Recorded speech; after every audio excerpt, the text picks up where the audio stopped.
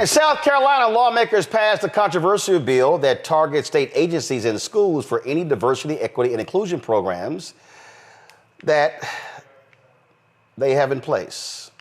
Well, Democratic State Representative J.A. Moore voted no after speaking out against the bill Wednesday in a speech centered on his family's history and his father, who fought to uphold civil rights. Check this out. I've been wrestling all year once I saw that this bill was introduced and then in committee. And once it got in committee, it passed out, and I heard a bunch of testimony from people all over the state. And I want to thank Representative Jones for this very important amendment. This amendment should have been the first amendment because this is what it speaks on.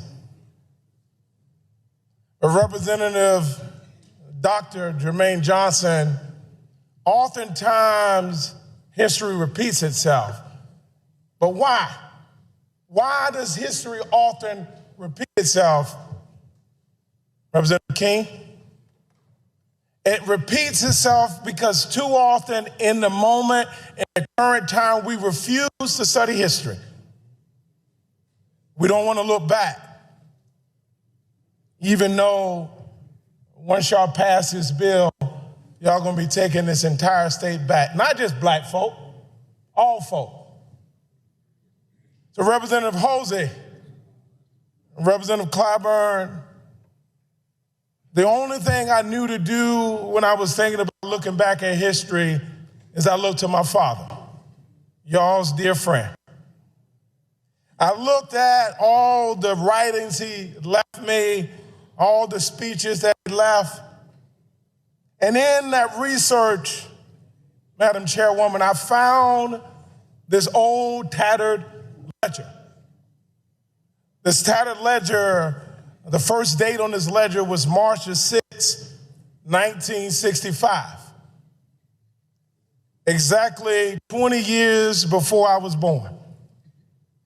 In this tattered letter, I found some profound words in this old tattered ledger. See, just a few days prior to this ledger being first written, my father got a call from the Ku Klux Klan.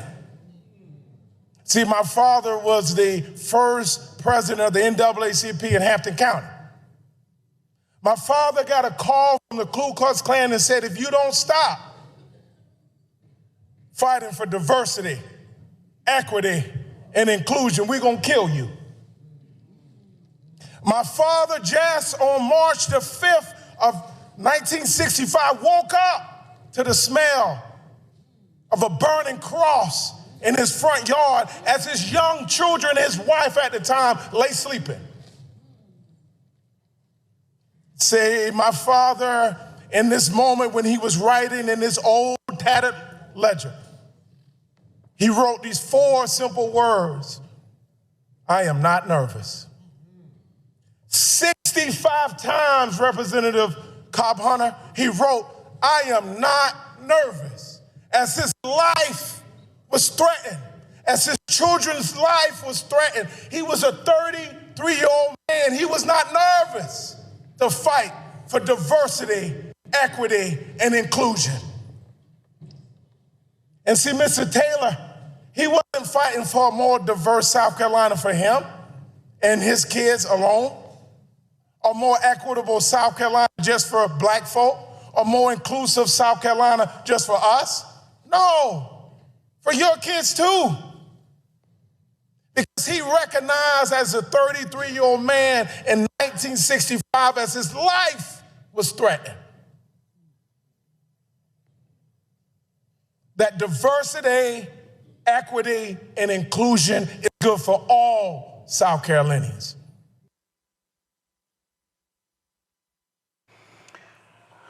Representative Moore joins us right now. I'm glad to have you here. Impassioned speech. Did it fall on deaf ears, or were they actually listening?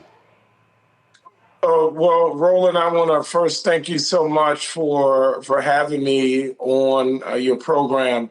The work you're doing to encourage all of us to not wait around for others to hand us stuff, but to earn it on our own. This is a perfect example of a merit-based organization, a merit-based platform. So I just want to thank you and honor you for all the work that you're doing Appreciate with it. your network.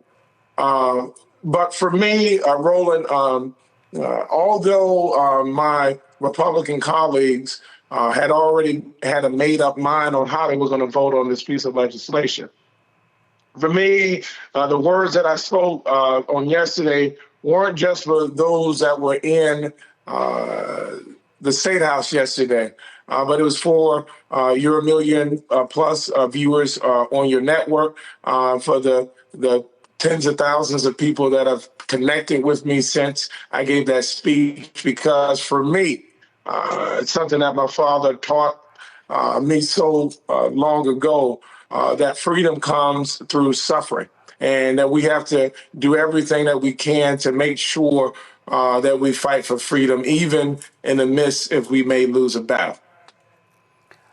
What's amazing, I kept trying to warn people that what you saw happening, really it started with Ron DeSantis in Florida, goes to Georgia, goes to Texas. Now Trump goes in. Now it's now we got permission. It will now I kept warning people. This is going to go from national. It's going to filter to states. It's going to go from the states to counties to cities to school boards.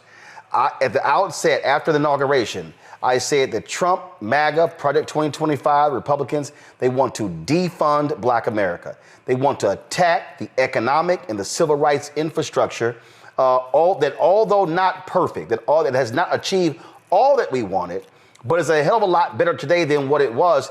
They want to end that, and frankly, they want to return back to days of Jim Crow, even though they don't use the phrase. Yeah, and Roland, the irony of it all is most individuals that benefit directly, not just here in South Carolina, but across this country, for a more diverse, equitable, inclusive South Carolina and America, and who benefit mostly from these types of programs are white women. See, that's the secret to this whole thing, that the attack, although intended to negatively affect the Black community, mostly are hurting themselves. Because for most African Americans I know, like yourself and so many others that have been successful in their life, we do it in spite of the fact that we don't have these programs that too often benefit us. My biggest challenge with it all is when we're talking about education, an attack on education. One of my colleagues, I'll give a shout out to the Honorable Representative Tiffany Span Wilder, did an eloquent and very detailed report when we talked about our flagship universities, like the University of South Carolina, Clemson University, Wofford, and going forth. When they were saying, like, diversity, equity, inclusion, we're getting rid of these programs, Black folks are invading these colleges, that's just simply not true. Less than 20%, or closer to 10% of the student population at these flagship universities are people of color. And still 90% of those folks are still white folks. So although they're trying to attack Black people and people of color, it's really long-term is going to have a negative effect on our white sisters out there, not Black folks, because we're going to be resilient. We always have been. So where were the white men in South Carolina? Did they speak up against the bill? See, again, that's the crazy part about it. You can peel my head, but you ain't gonna tell me it's raining. And I think the problem is that too many of the elected leaders in the state of South Carolina, be them white or Black, especially those that voted for the bill, they voted not in their best interest, especially the white women at the State House, and also anybody that represents white women at the State House. They voted against the interests of the constituents, but we didn't have enough of them as far as white Republican elected officials speak out. But we did have a number of all races, all genders of South Carolina speak out against the bill. But see, this is why what I say to black folks, and I've had a lot of black folks say, man, damn all this DEI stuff, white women being benefiting more than anybody else, not us. And I go, you're right, but I want to ask you, when they get rid of MWBE programs, how many contracts are we going to get? Last year, $700+ billion spent on the federal government level. Black contractors got $10 billion, less than 2%. But it was a record $10 billion. I would rather get $10 billion than get $9 billion, $9 billion than 8, 8 than 7, 7 than 6, 5, 4, 3, 2, 1. What I am warning our people is that we are literally at risk of them completely decimating the black economic infrastructure if you then begin to see the ending of programs that have driven billions of dollars to black-owned businesses on the federal, state, county, city level. Oh, 100%. I agree with you 100%. I've worked both as a legislator and on the private sector on programs like the DBE program, 8-8 programs. These programs can definitely transfer starting businesses, minority business, and create generational wealth. So we have to do everything we can to fight like hell for these programs. The point I was simply making is, like, what we see is that a lot of times, this bill in particular, let me back up. This bill in particular is the first of its kind in the country where it's like a Trump anti-DEI bill, and the Republicans are touting that. And the very real consequences of the bill, we're talking about tens of millions of dollars of economic impact on the state of South Carolina. Tens of millions of dollars. That ain't all going out of the pockets of black folks, I'll tell you that right now. And so that why it was so important, if you listen to the entire speech that I gave, that I tried to make sure people recognize and realize diversity, equity, and inclusion isn't about black folks alone. It's about all South Carolinians, even though it's definitely a targeted bill towards progress that we've made in the wake of George Floyd and 2020 and all the advances that we saw when it comes to DEI. But the truth is that all South Carolinians and Americans benefit from a more diverse South Carolina, more equitable South Carolina, more inclusive South Carolina. All right, well, Representative Moore, keep up the fight. It was the brothers in the South Carolina legislature who created taxpayer-funded education.